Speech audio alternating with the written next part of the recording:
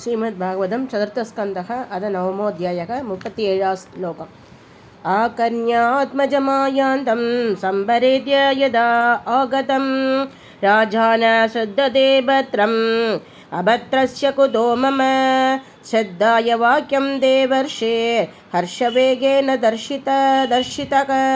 वार्ताहर्दुरदीप्रीतो हारं प्राधान्मगादनं शतस्वं व्रतमारुह्य कार्तस्वरपरिष्कृतं ब्राह्मणै कुलवृद्धै च भर्यस्तो माद्यबन्धुभिः शङ्खदुन्दुभिनादेन ब्रह्मकोशेन वेणुभिः निश्चक्राम प्रादूर्णाम् आत्मजाभीक्षण उत्सुकः शुनीति सुरीचिश्चास्य महिषौरुक्मभूषिते आरोग्यशिबिकां सार्धम् उत्तमेनाभिजग्मतुः तं दृष्ट्वो भवनाभ्यास आयान्तं तरशारधात् अवरुग्य नृपशूर्दूर्णमाशाद्य प्रेम विक्वलः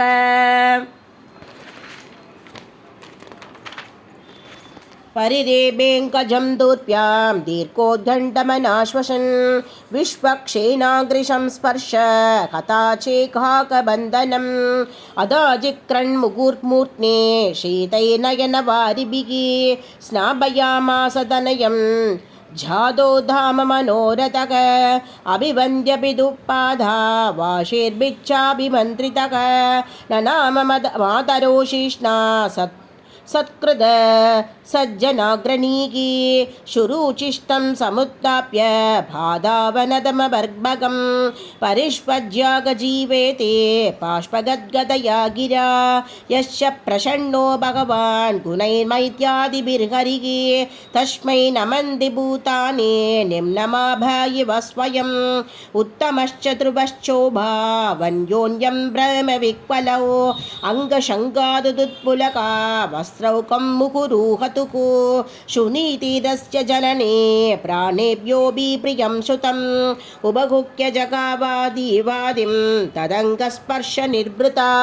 वयस्तनाभ्यां शुश्राव नेत्रजैशशिलैः शिवैः तदाभिषिच्यमानाभ्यां वीरवीरशुभो मुहुः तां शशंशूर्जनाराज्ञीं दिष्ट्या ते पुत्र आर्तिका प्रतितलब्धच्चिरं नष्टो रक्षिता मण्डलं भुवग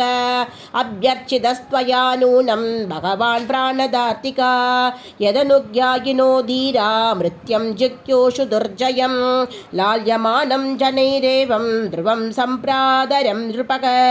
आरोप्य करणीं कृष्ट स्तूयमानो विशत्पुरं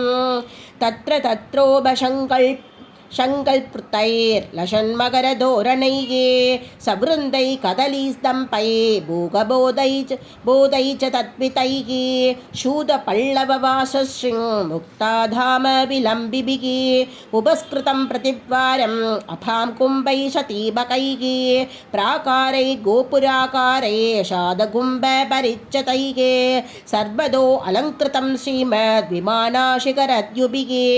मृष्टचत्वार रत्याट मार्गं चन्दनचर्चितं